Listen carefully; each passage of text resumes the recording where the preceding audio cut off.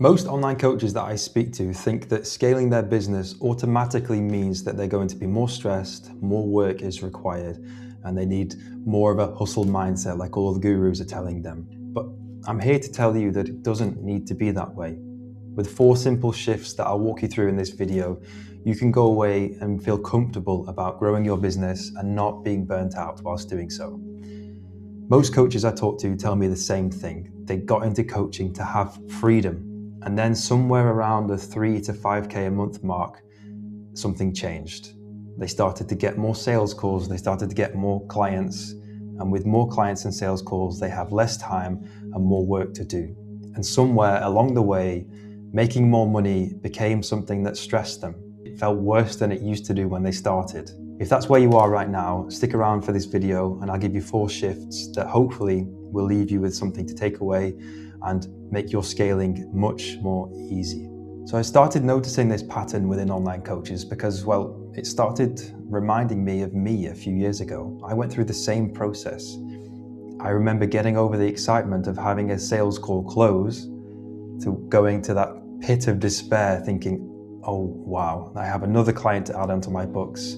I don't have a system to manage this, and now I actually have to deliver on what I've promised. But I've introduced some systems since then, and then every new client is taken care of, but I remember that feeling. And it comes down to the fact that the coaches who scale simply think differently, they have systems set up, and each of these 4 aspects that I'm going to talk you through, they have mastered. So I'd like to start with a story for this one. I used to have a client, let's call her Sarah. She was one of the best coaches I'd ever seen, genuinely transformational and loved helping her clients. But at the same time, she was completely exhausted. She was doing 6 calls a day, writing, filming, editing all her own content. I'm sure you know how that feels. Handling her own admin, chasing leads, and being active in her DMs, which is a whole job in and of itself. Sarah wasn't thinking and acting like a business owner. She had boxed herself into an admin job that she was quickly coming to hate. The shift that changed everything for her wasn't a new funnel, it wasn't a new offer. It was a simple framing question that I asked her on one of her calls when she came to me feeling overwhelmed. I asked her, do you think Elon Musk is on the shop floor throwing wheels on Teslas, or Mark Zuckerberg is at his desk dealing with customer support? I don't think so. Here's what that looks like in practice. Taking this mindset into practice. A coach mode week looks like this. Calls back to back, reactive content creation. You have a slow week for leads and you think, I need to churn out 7 posts, 1 every day, maybe even 2 every day. Admin scattered throughout the day. On the other side of it, a CEO mode week looks like this. They protect their deep work blocks, a defined content day, a short weekly review, and the rest is either delegated or deleted. Same hours, completely different leverage. And the important thing here is that your job is no longer to deliver the transformation. Your job is to design the system that delivers it. You need to stop thinking like a coach and evolve into a business owner who is setting the direction for the ship that is your business. Now, the second shift I want to talk to you about is one that coaches often overlook because they're so focused on their method, and that's the offer itself. Now, I once worked with a coach who had 12 different ways that a client could work with him. There was one-off sessions, monthly retainers, group program, nutrition-only plans, Hyrox-only plans, low-ticket monthly check-ins. The list goes on and on. He basically said yes to every format that ever came up, and I understand. When you're in the early stages of growing your business, if the client is there wanting to work with you, you want to make it work for you. But what you don't realize is what you sacrifice by taking on someone that you have to personalize everything to. Every week looked completely different. He had no rhythm and predictability and no idea what was actually working, which ultimately is when stress and anxiety begins to come about. When we stripped it back to one core offer, a defined container, a clear outcome, and a fixed price, everything else got so much easier.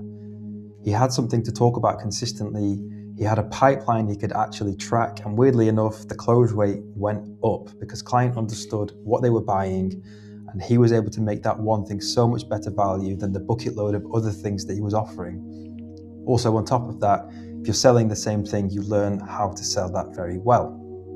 When your product is chaotic, the business is chaotic, and your mind and your life become chaotic too, which is no way to run a business. The offer is not just what you sell, it's the foundation of your entire business. One strong offer, clearly defined, is worth 10 mediocre ones just for the sake of working with a client. It's infinitely easier to build a calm, scaling business around simplicity than around complexity.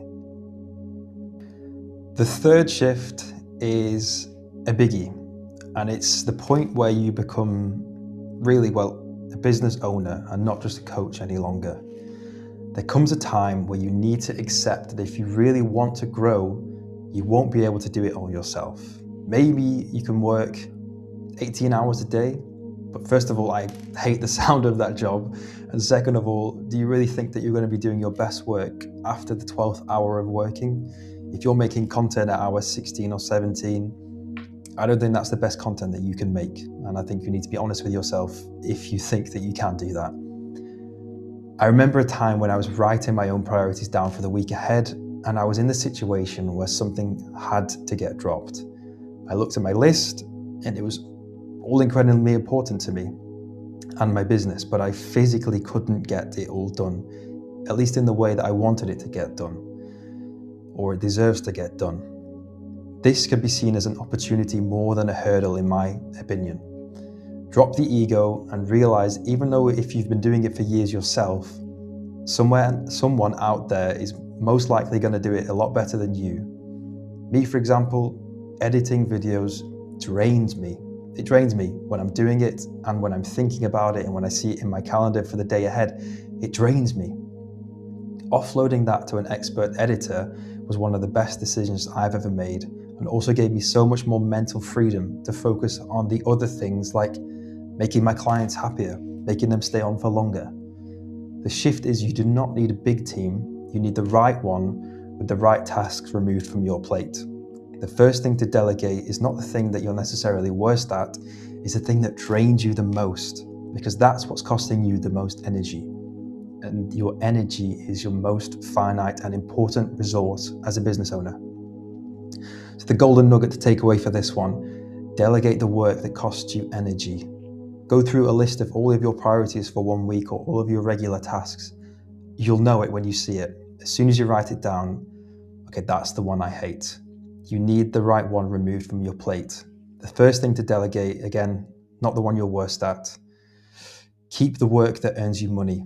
A VA, a setter, a closer, an editor, whatever it can be, it doesn't have to be expensive. It just has to free up the version of you that actually grows the business. So the fourth shift we're going to talk about is one that makes everything else sustainable long term. And in my opinion, it's the most important. And that's making decisions based on data and not on feelings. So when you make decisions based on feelings and you have a quiet week in your DMs, there's not very many leads, or at least not as many as you used to. You start to panic, you start to spiral, and you start to look at a whole new strategy when you've been better off looking at why you had an off week. Just because you've had one off week doesn't mean that the overall strategy has changed within a week. So many coaches that I speak to see a new YouTube video, a new Instagram reel that their favorite creator released about a whole new strategy. Ignore it. Focus on the long-term data. A client cancels and you drop your prices. You see another coach doing something and you pivot your whole strategy. I mean, don't be shocked if this sounds familiar. It also sounds familiar to me too. It reminded me of me a few years ago. I've been there and most coaches have.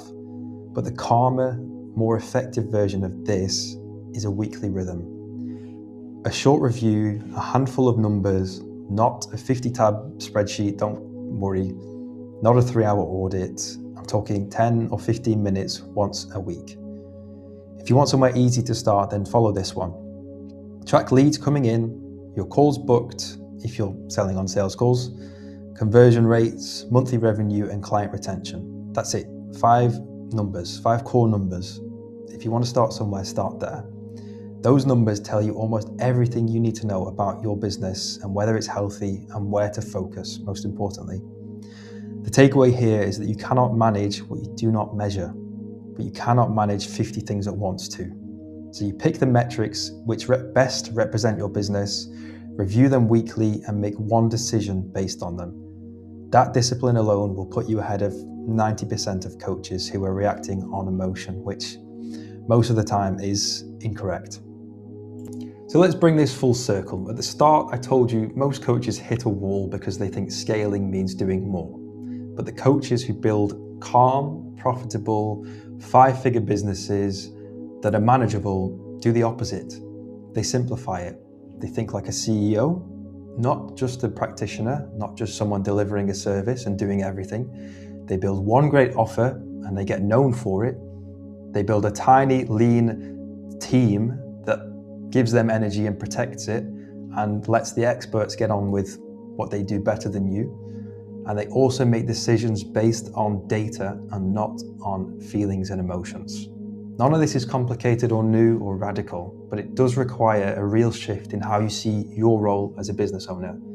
You are not just a coach, you are a business owner. And business owners build systems, not just results.